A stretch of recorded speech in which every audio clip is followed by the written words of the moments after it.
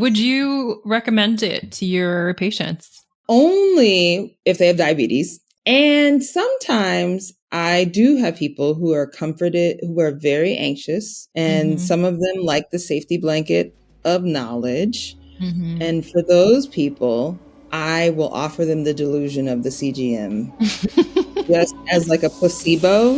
Sure. Because for some people, it just gives them some structure. Yeah.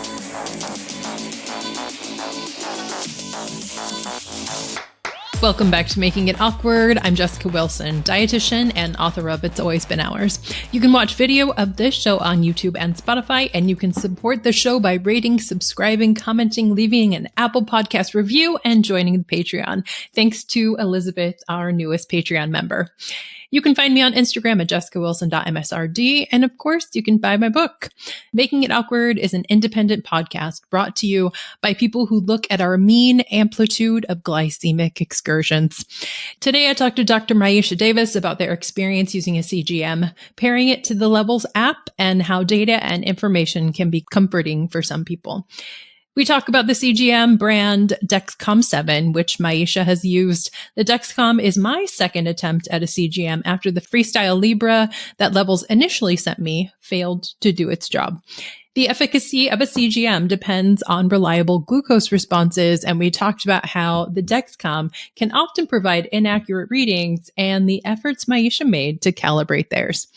Maisha also talks about their Oura Ring, another wearable device, and we discuss the case of Cassie Caddy, a nurse practitioner whose Oura Ring detected her cancer 8 months before she received a diagnosis. Maisha also introduces us to their newest BFF, the Ninja Creami, and the secret to eating ice cream for breakfast. Dr. Maisha Davis, welcome to the show. Wow. Thank you. Like you said, only been years in the making. So glad I got you here. This was a surprise that, you just happened to have been a Levels partner. I'm just joking. Have used Not a Levels partner. No. Before we start, tell the people who you were. Hello, people. I am Maisha, and I am Jessica's ex-coworker. It is a very tragic thing that we no longer work together, but now I'm a physician working in LA, mostly with queer and trans communities of color in South Los Angeles. It's amazing. It's pretty cool. Yes. Have you always been a West Coaster? Yeah, my entire life. Yeah. I think people who are like from LA either end up in LA or maybe the Bay, and they maybe do some swapsies, but it's really hard to leave California if you're from, are you from California? Yeah, I'm back. It's hard to leave. Up and down the West Coast and back. Yeah. Yeah, we have all the climes. We have all the agriculture, the weather, one temperate season, and then slight wet.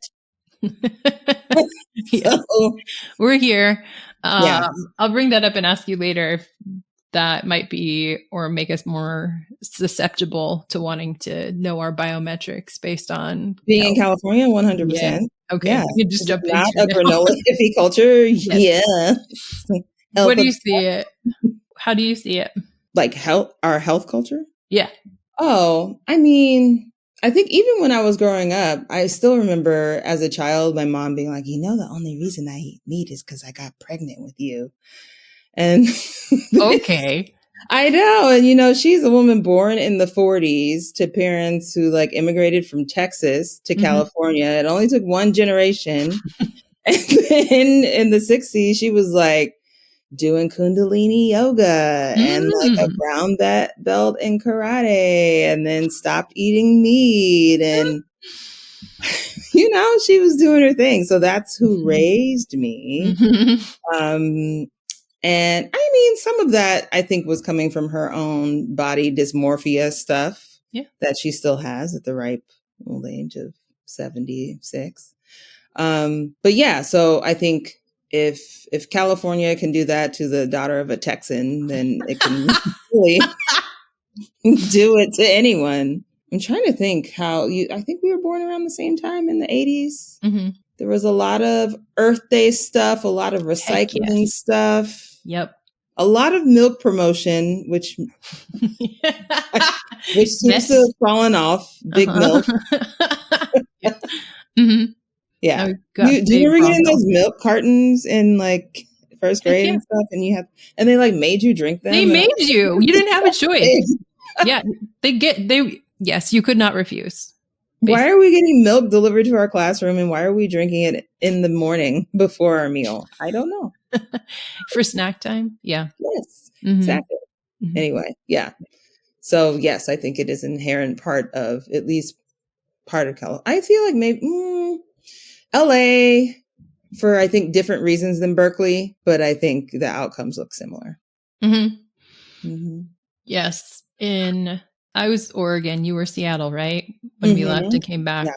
Yeah. Oregon was definitely similar. The garden, the organic, the food co-op living, the everything. They wouldn't not a food co-op because they were worried about all the mom and pop natural grocery stores going out of business if they put a proper food co-op in. So they like forbid it in the city. Wait, in Portland? Really? No, in Eugene. In Eugene. Okay. Yeah. We need we need all the other ones to stay in business. So like super duper dedicated, and health was, yes, everything, a thinly veiled. Well, I mean, oh my gosh, Oregon and Washington, like New Seasons is probably one of my favorite. Did you ever go to New Seasons? Heck yes. I am obsessed with New Seasons. Yeah. Mm-hmm. They were like the one place that is Whole Foods like that had a African like peanut groundnut stew. That was bomb. It was bomb though. And I know there were no West Africans involved in the making of that stew, but it was good. Yes. So it's hard to find. Yeah. And the people there, they had people of color working there and it wasn't awkward to like, yeah. Correct. I love God, I miss New Seasons. Yeah. That's the one thing. Okay. Also a Fred Meyer. I just bougie ice cream sandwiches from there too. Balance. And then we have West Coast tech culture, which is like, one, rolled into the other, and the next just made sense, and the next made more money. And yeah, here we are. Yes. Great. So tell me how you got from living your best life CGM free to a Levels member. Yeah. Catastrophic thinking. I have been someone that's always been like a very active person. And I've always like played a lot of sports and had my own stuff around food. But for the most part, like I try to cook, I try to eat as healthy as I can, but I also don't like to restrict sweets because it is my coping mechanism that I really enjoy. And for most of my life, it never really mattered. I would get my A1C. It was like, maybe like barely 5. And I'd be like, great. Oh, okay. Beating the devil again. Devil back. Yes. And then I turned like 37 or 38 and my genetics said, not anymore. And I had my first pre-diabetes level A1C. And I was like, wow, might be something to this. Let's check it out and see what I can do.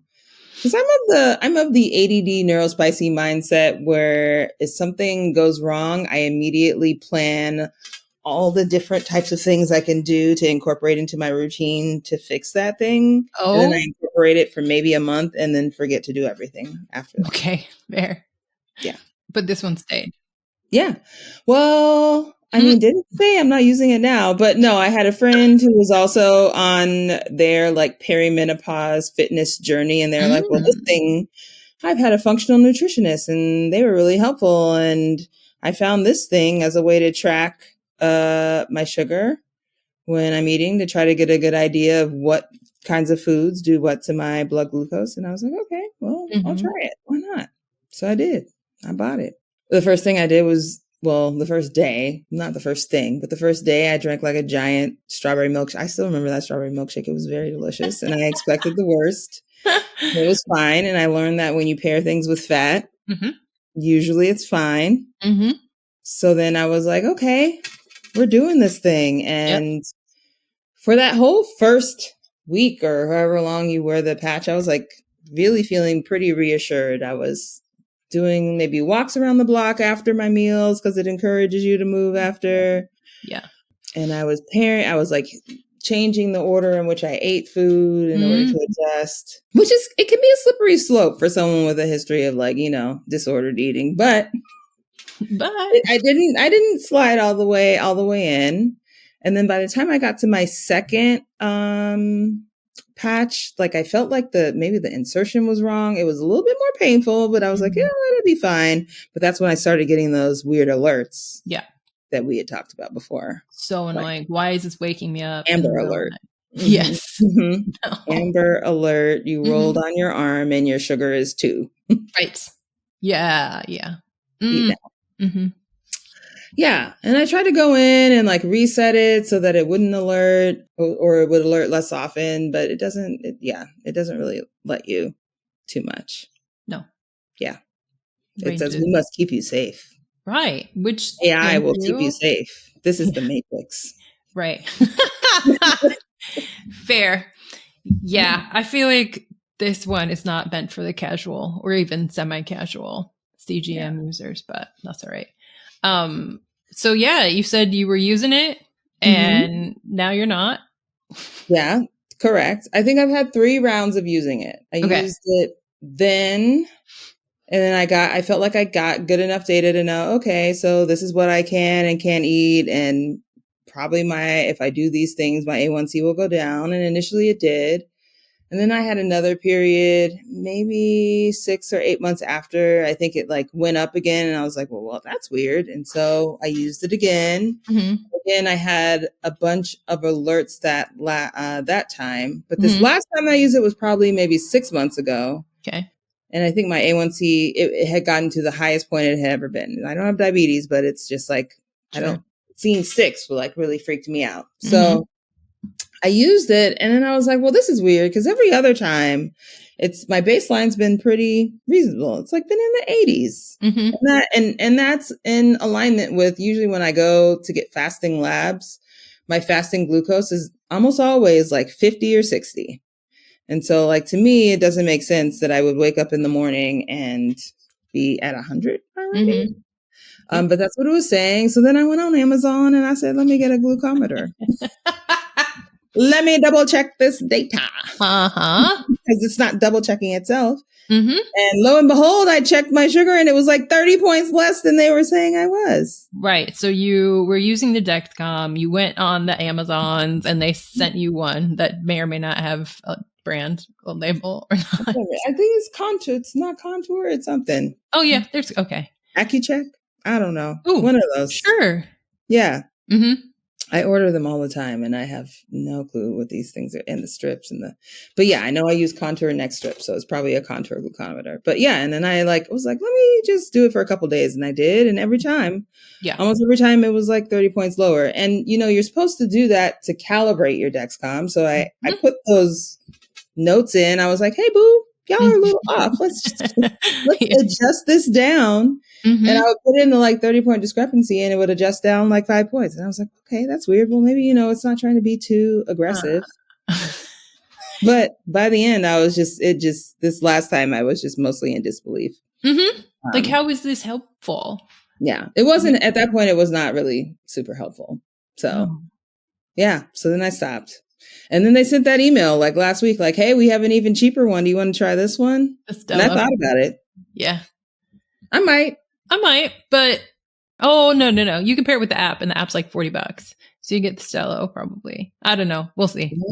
Isn't the membership I can't remember. The membership is not like $6 a month or something like that. Is it more than that? The app itself now is like $40, but your whole like starter package with the Dexcom and everything is like $180. Oh, that's too much. Yeah. Right. Yeah. Anyway, I'm biohacking myself in other ways now. Now I'm using my little Aura. Do you find that helpful? Tell the people what it measures. Yeah, your Aura ring. Oh, my Aura ring, actually, I do feel like has been helpful because I've always thought my sleep was trash, just fully trashed. And I've never been someone to regularly sleep 8 hours. And I was always like this, it's an aspirational thing. And I've always just kind of felt like I was failing. Mm-hmm.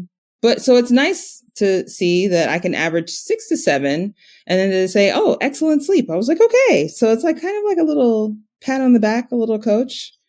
Okay. It measures this is the thing. I don't really know how it measures what type of sleep I'm in. It tells you when you're in deep sleep, when you're in REM sleep. Is it like light sleep? And then when you're awake, it's just reemphasized for me. I know I wake up multiple times during the night, most nights. Mm-hmm. The REM sleep has been like the most interesting just because I think, don't we dream during REM? I think we dream during REM. I dream all the time. I don't know when it is. Yeah. I think it's REM because in REM, you're also like paralyzed. So you don't act out your dreams. And nights where I have a lot of dreaming and a lot of intense dreaming, I do have a lot of REM show up on the thing. So I'm like, oh, well, that seems, even this morning, I was having a dream right before I woke up and it was like intense. I was doing stuff. And then I looked on the app and it was like, you were rimming until I didn't mean for that to double entendre, but it did. But anyway, yes, I was in REM sleep and yeah. Okay. So it sounds like that affirms your experience. Do you think it and that's the addition? I think it affirms my experience. I think the one thing that can stress me out is they have like a stress index where they'll just tell you you're stressed or you're engaged or you're in restorative mode. And sometimes it'll just say that I'm stressed and I don't understand why it's saying that. Mm-hmm. It's also, I think, a little harder for me because I have POTS and I take a beta blocker almost every day. But if I haven't taken my beta blocker, then it's going to seem like my baseline heart rate is higher. Yeah. But I'm using it. Let's see. My trainer is actually using it for my VO2 max, my heart rate variability, and my resting heart rate. Okay. He's like tracking those things after I work out for recovery purposes. And I think that's actually helpful. Okay. And it tells you like your cardiovascular age. And that was also an affirming thing because as I worked out and was doing more cardiovascular exercise, it kept going down. And I was like, you were 1.5 years. You were 2 years younger than your age. But then I got a hysterectomy and stopped working out for 6 weeks. And it was like, you were older than your age. Well, congratulations on that one also. Oh, thank you. Yeah, fantastic. 10 out of 10 recommend for anyone experiencing really horrible fibroids. But yeah, so now I'm back to like 1.5 years under my age. It's affirming in that way that like, oh yeah, my cardiovascular stuff is going up, but maybe I just need to see visual. Yeah, that's my question, right? Is that where we are? Because you knew you were exercising and you've always when you were doing rugby, you didn't need an Oura ring to know that you were kicking ass, taking names. But yes, I'm wondering about all of us, right? Is it that we need to see it and we need tech to affirm it? I don't know. I don't know. Well, yeah, I mean, I attribute my flavor of neural spiciness to why I like data and information so much. Yeah, it's comforting to me to know things in an unknowable world because really we don't know anything if we get Buddhist with it, There's nothing that's truly knowable. Anything can change, but I like to live in the delusion of knowledge. Okay, this is great. That's like a subtitle. That's perfect. Cool. No, and this. I'm glad you mentioned the Oura ring because I was looking because of the algorithm.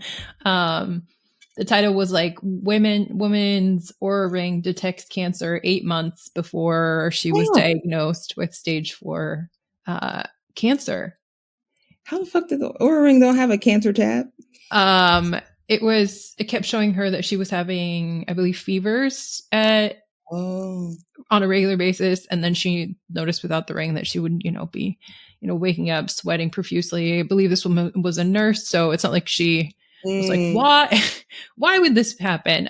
So she was pretty proactive. She ended up with assessments including like colonoscopy and a bunch of other GI stuff, which I thought was very interesting. And it 8 months later, she's on vacation and can't breathe and is just like worried about getting back on the plane after being so exhausted. And they go in and find like her pleural cavity is full of water. She has cancer. And I'm like, so this Oura ring detected it 8 months ago, but didn't. Right. But she found out just the way I would have found out. Yeah. Right. So didn't really change anything. Right. Especially because she's a nurse, not especially because, but it wasn't, she was like fumbling about, you know, a medical system, not knowing how things would work.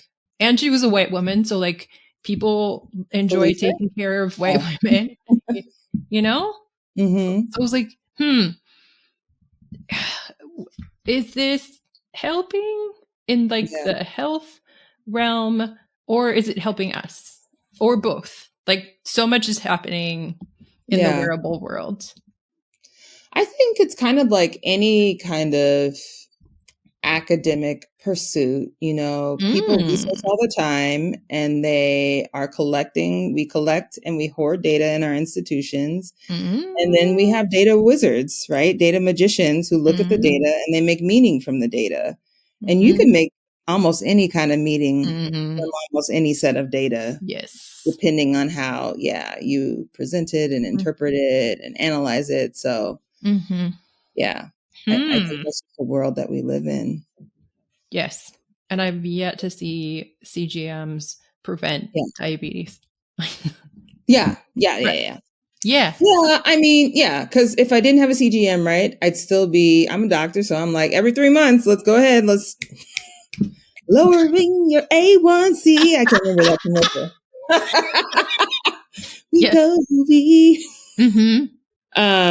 So I would be going in anyway. And if it kept going up, then I know what I would do. I would just be doing more activity with my trainer or go to the gym or sleep work on, sleep. I do notice, when I get like those really long days, it does feel good. And I am like, it's like your resilience score is above average today. What did you do? What I was supposed to do? Is that what you're saying? I did. Sleep. Wow. Yeah. So did you notice on your CGM when you had it, if your sleep or your stress impacted the I wish I would have. I wish I would have been paying attention to that. Oh. Yeah, I was not. I was not paying attention to that at all. Yes. Also, I was just like, I feel like who hasn't been constantly stressed as a physician since COVID? I mean, fair. I mean, that could be why A1C was higher. Nothing to do. I mean, I do think that actually, you're right. Because that is exactly nothing about. Have my little breakdown, have my little sabbatical. Yeah. Was it the job? Was it the job we were at together? No. Speaking of that, it's just stressful being, I think, it's stressful being a doctor in this world. It's stressful being doing a lot of things in this world. Period. Yes. Yeah. In our particular system, where it becomes very hard to take care of people. You're expected to take care of people, but then given like a stick and a rubber band and said, "Hold, good luck." Thoughts and prayers. Thoughts and prayers. And like those are us people as well, like the ones getting that type of care sometimes as well.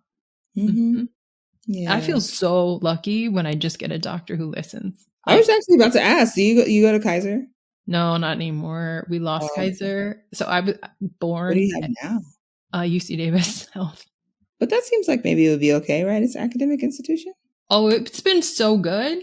Yeah. Wild. All the UCs, I think, are good. The specialist portion, primary care. Okay. Well. Yeah, the neurology department. I love them. I love my neurologist. She actually like takes time. I had a dietitian appointment for ketogenic diet for epilepsy. Is she the one that told you to go keto for the epilepsy? No, that was a resident. Speaking of the teaching hospital. See, I'm telling you, the residents are actually... It was totally a resident. And so this last neurologist appointment, I was like, can I get his name? I want to reach out. I have follow-up questions, which is good because he is now at Sutter. So it won't be, he won't be my doctor or anything, which, I mean, at least in the system, hopefully it's good, because he was trying to start me on a research study that was taking the temperature of in your ear, and if it could predict when you're going to have a seizure, or just collecting the data. Yeah, but it was him, the young guy who was like, hey. It's always the young ones that they have to read the data, because otherwise, like, when's the last time I read an academic article? I'm not sure. I'm going to CMEs, but there's not a lot of time. The ones that are free by Pepsi, just joking. Joking for the people. I did do some free. I thought it was going to be so like mind blowing. This was the American Academy of College of Lifestyle Medicine, something. Sure. They had like a free one, and then I logged on and it was like, sunshine, food, join our lifestyle medicine certification course. Yes. That was the CME. And I was like, wait a second. I thought we were learning stuff, but you're right. I didn't pay. I'm sorry. Yes. Put your yoni in the sun for 5 minutes every morning. Or the other end. Yeah. Just in case. Not the other end. Okay. Depending on. Anyhow, those are things that I have heard for functional medicine. So you had the CGM, you had levels. Do you think both are as important and like helpful as a unit? Did you find one more helpful than the other? I see. Right, because it is two different entities. I was like thinking of them as like one. I guess it was a little redundant, right? Because the levels is tracking you and the CGM is tracking you, but the CGM is not giving you any. That's spiky, like plus 33. It'll give you like in the red. Your blood sugar shot up like plus 33. I'm trying to think if any of the articles on levels were like super helpful. And I don't know, as someone I've been to multiple nutritionists and studied some nutrition, not a lot, but some, I didn't feel like the articles were necessarily like mind blowing, you know? Yeah. Yeah. If your blood sugar is high after a meal, here are some things you might consider. Yeah. Or so mind-numbingly like uninterested, like this is why your total cholesterol doesn't matter, or LDL isn't as important as like other versions of your like your VLDL or all. And I'm like, who is this for? Yeah. Well, you know, I was just on the Instagrams and someone posted their TikTok on the Instagrams, because, you know, that's how millennials watch the TikToks. For sure. And it was a doctor that was talking about how our patients are coming in more and less informed. Okay. But more informed through things like TikTok and Instagram about these kind of niche areas of medicine that we don't necessarily know about. And if they've read an article and it's talking about the incidence and epidemiology of a particular thing, and you haven't studied that recently, someone will come in and they'll be like, I had someone, they asked me for like a lipid panel, and I was like, okay, I can do the lipid panel. And how much do you know about it? And they were like, lipoprotein A. And I was like, okay, well, let me tell you right now, our lab does not go to that granular level. I'll have to send you to a cardiologist, and then they can help you interpret it. Even though these are like the front line of cholesterol, it's not trickled down yet. The Reagan has not trickled down into the primary care world. So this is the best I can do for you. Yeah. ApoB, like, yes. Also, the ones on the carnivore diets need to know what their lipid panels look like. Wow, look at you. That was him. He's like, I eat a lot of meat. I want to know. And I was like, well, sir, I am sorry. But now it makes me feel like I need to go read up on like cholesterol metabolism. You know, I do actually feel like I need to go read up on like the extremely low level, because I've had a couple people come in with like extremely low levels of cholesterol, which I know is also not good. Yeah. But I don't know why. And it's not, they're eating. So I think it's an inborn thing. I need to read about it some more. One patient taught me that sometimes it's a sign that they have thyroid dysfunction. Okay, now. I was thinking bone marrow, but all right. Would you recommend it to your patients? Only if they have diabetes And and sometimes I do have people who are comforted, who are very anxious, whether or not they acknowledge it. And some of them like the safety blanket of knowledge. And for those people, I will offer them the delusion of the CGM just as like a placebo. Sure. to make them feel like, the act of doing, it's the act more than it is like the outcome of being engaged and involved in their health. I think there is multiple ways we can get benefit from things, and it's not always what we expect. That's phenomenal. Because for some people, it just gives them some structure. Yeah. And so if you have like some ADD or something, I need structure. Let me ask you, speaking of that structure, did you enter the pictures of your food, or did you go into levels? I never did that. And I have a couple of those apps. So it was like MyFitnessPal, I think, is one of the most common ones. So you didn't do it for levels? I did. I've never done it. I've always just like hand entered. You have, okay. And I just recently went to this like what was this obesity medicine thing. What is the name of this app? I don't know. It was a weird visit. But sometimes I let people know I'm a doctor, and sometimes I don't, and it's really wild. I did that the other day. Yes. I'm just like, okay, let me just let it. My Net Diary something app. I think that's what it is. Anyway, she's like, if you just take pictures, but I'm like, how will this camera know my ice cream is made out of a protein shake? Oh wait, did you want to tell the listeners about your milkshake, your morning milkshake? I'm telling you, listen. Okay. As an obsessive person about ice cream and a connoisseur, I don't like icy ice cream. I don't like thin, light ice cream. I like it to be velvety and creamy. ... That Ninja Creami has been the best gift I've ever received for a birthday, probably since I was 5 years old. Okay. So I've only seen it. Yeah, from top to bottom. What are we looking at here? It's just like a pulverizer. It's not a regular blender, and I just throw in 2 of my chocolate milkshakes, and sometimes I throw in some peanut butter. If I'm feeling extra proteinaceous, I'll throw in even more protein powder. And then you have to freeze it. But what they don't tell you on the internet is that once you like mix it, there's air in it. So then when you freeze it, sometimes they'll form this little peak. And so there are multiple ways, I guess, you can break your Ninja Creami. And one is trying to get it to pulverize when the layer is not flat.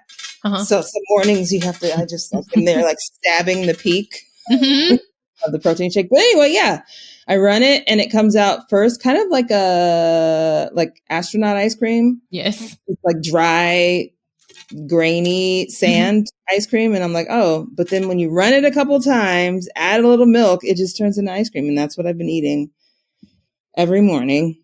And now I eat breakfast. And normally I don't eat breakfast. And this is the way I needed to get my shit in. So thank you, Ninja Creami. Shout out. Hashtag ad if anybody's yes. But so I was expecting like you to cobble together a smoothie, but you just made your protein shakes into milkshake, basically. Yeah. And apparently you put in like I've been putting in this 0 sugar pudding mix, but I think it's because there's like emulsifiers in pudding mix that makes the ice cream even creamier. So it's like, it's what protein shakes do you use? I use the Orgain plant-based protein shakes because I'm really particular about taste, and they're the only ones that don't taste like weird to me. Yeah. So you made do you drink protein shakes? I tend not to because they're different for me. I will put protein powder in something, or historically have done with a bunch of other stuff, so it doesn't taste like that stuff. Yeah, they don't taste good. Most of them don't taste good. This is the only one I can really tolerate. I actually was about to try to find like a vanilla, like on the internet, everyone's just on Fairlife protein shakes. That's all anyone ever puts in their Ninja Creami. But so I ultra process food. Yes. And you further process the ultra. I further process it. Yep. And I'm down. This is great. Yeah. I am excited. If folks have one out there, well, you take a video and we'll put it on the Patreon of me using my Creami. Yeah. pouring it in. The whole process. Yes, I would love that. Okay, great. And then I put in a little handful of cereal. Cute. What flavor? Yeah. Peanut butter panda puffs. Yeah. Trader Joe's. You know what I'm talking about? Yeah. They're not the Trader Joe's, it's the Nature's Gate. Because the Nature's Gate, they have the koala crisp, which are the Cocoa Krispies. And then they have the peanut butter panda puffs, which are basically like peanut butter kicks. They're very delicious. Okay. Yeah. Wait, after or before? After it's milk? Oh, no. Well, the thing has the blending settings and then it has a mix-in setting. So once your ice cream is ice cream, then you make a little well, you put your stuff in, and then you say mix, and then it mixes it less vigorously so it doesn't crush it all up. It's amazing. Costco. Oh, don't buy it on Amazon because Amazon right now does not have the deluxe one and it's more expensive. Costco has the deluxe and it's cheaper. And we love Costco. And we love Costco because Costco was DEI still. Yes. Yeah. And the employees seem happy. So we do. I feel like they hire like a whole fleet of retired human beings to sit there and hand us food on toothpicks. Which is good for them because they're supposed to be socializing. It's another episode. Dr. Maisha Davis, thank you so much for coming on the podcast. I'm on your podcast. Cool. You're coming back. Sure. I'd love to. What are we going to talk about next time? There's so many things. Thank you. Nice meeting you, people.